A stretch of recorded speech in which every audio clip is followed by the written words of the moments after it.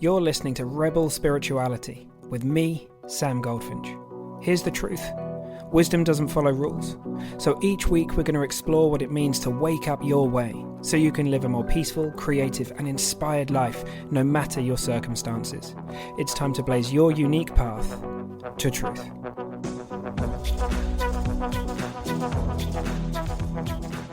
If you suddenly knew that worry wasn't worth the worry, how much of a difference would that make to you? Honestly, like if you knew it in your heart, not in your head, it would make a real difference, right? And that's what we're exploring today on today's podcast. It's a really cool topic. And yeah, if this is a topic you're interested in, I've been writing a lot on Substack, and there's a few posts over there about worrying and overthinking and anxiety. And so go check them out. So I'll put a link in the show notes. And many of you already are reading and supporting and commenting. And thank you so much for every comment and every like and all of that stuff. It really helps me out.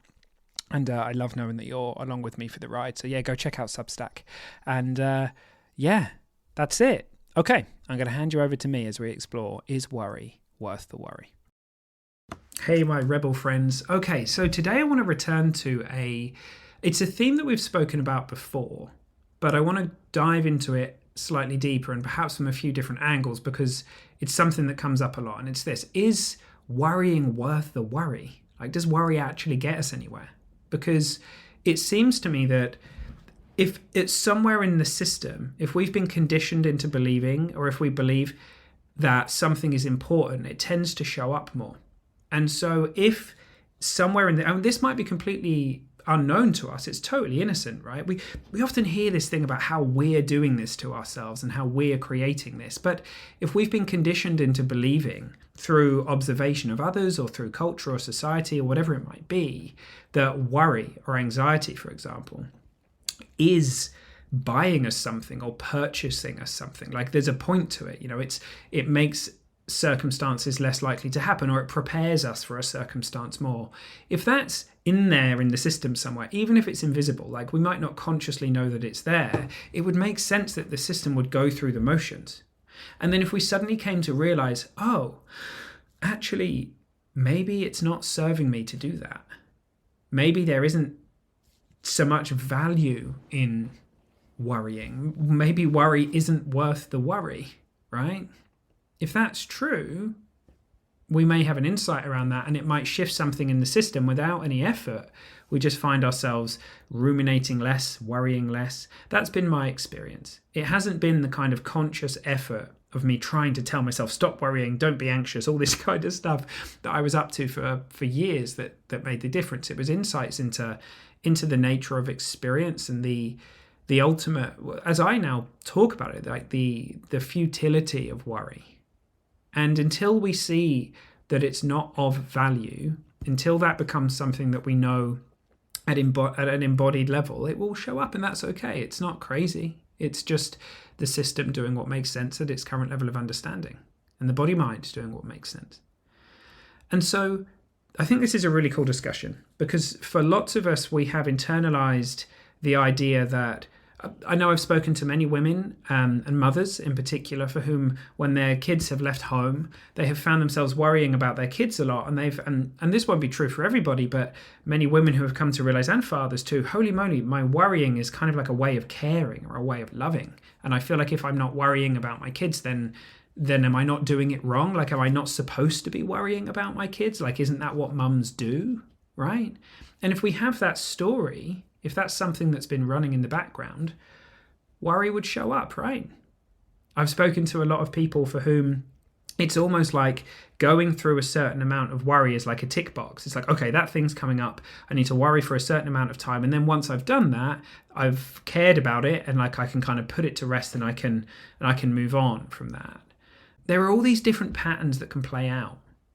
And we don't kind of realize that they're running.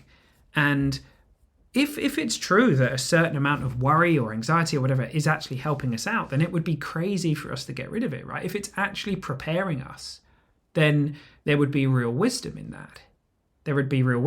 So it looks to me like sometimes insecurity or worry, or I'm not going to on this recording say that it's wrong or bad, or that there's never any point to it, but I think a lot of the time it's relatively futile.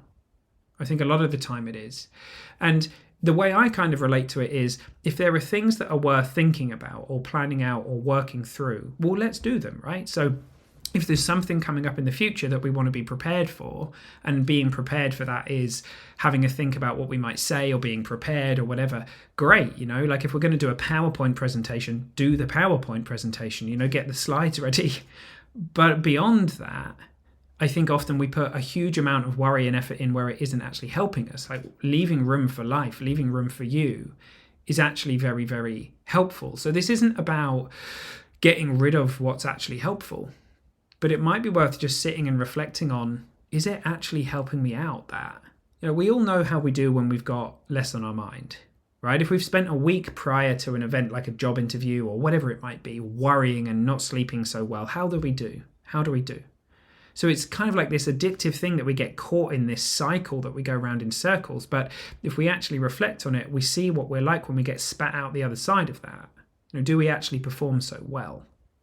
Versus doing the things that are common sense that we're going to do, and then putting the rest, trusting in wisdom, trusting in the stuff that's available now. Because here's the other thing about worrying about stuff is worry is future based, right? So we're in our head worrying about that thing that's going to happen, and anxiety is built around that same structure.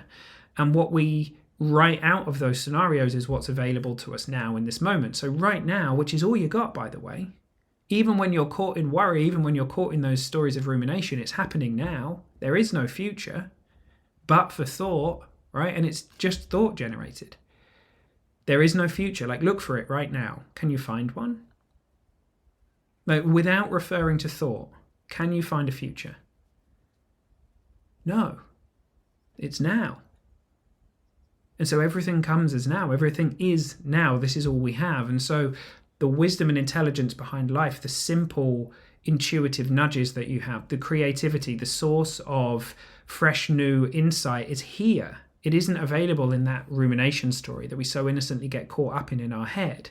So we try and solve the future. We try and deal with the future ahead of time, which we can't do in our brain. We can't do it in our head, in that illusion. So much of it is coming to realize, to be able to trust what we have going for us. So keep our common sense in play. Do the things that make sense. Prepare.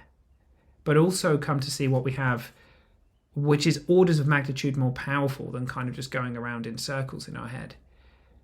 And this isn't something that we can kind of show ourselves intellectually, but it's just something to hear. Again, it's just something I'm putting out there to listen to, and perhaps there's something for you in this. Like, reach out and let me know if there is. Send me an email and let me know if you'd like to talk more about this, because as where we started, it seems to be the key to this. When something seems important to the system, when it looks like there's real value, then it will show up more and more often, and then we can have insights, and it tends to fall away.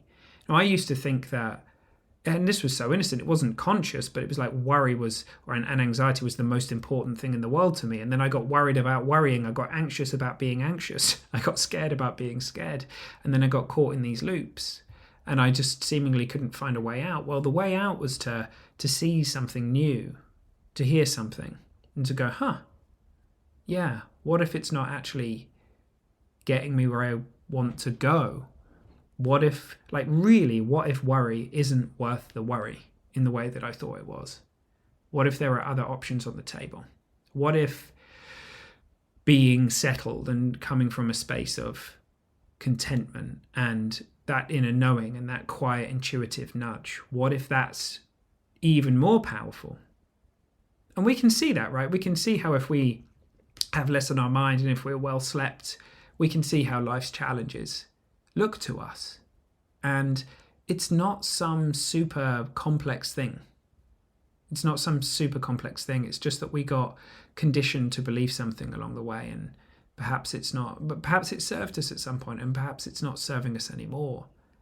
And the system is trying to tell us through its activation, through its kind of wired but tired, or the worrying and the ruminate. The system is giving you direct feedback as to how that's making you feel.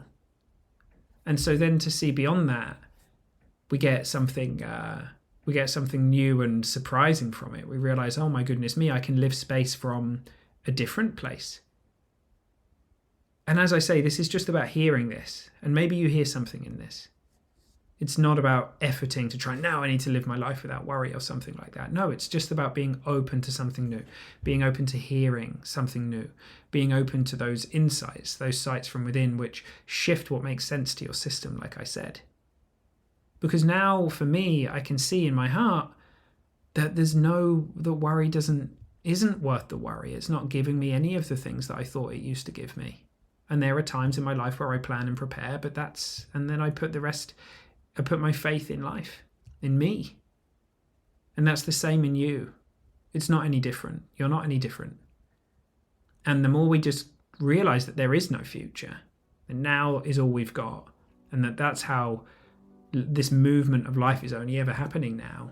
There's a wealth of resources available to you that you can pull on whenever you want to.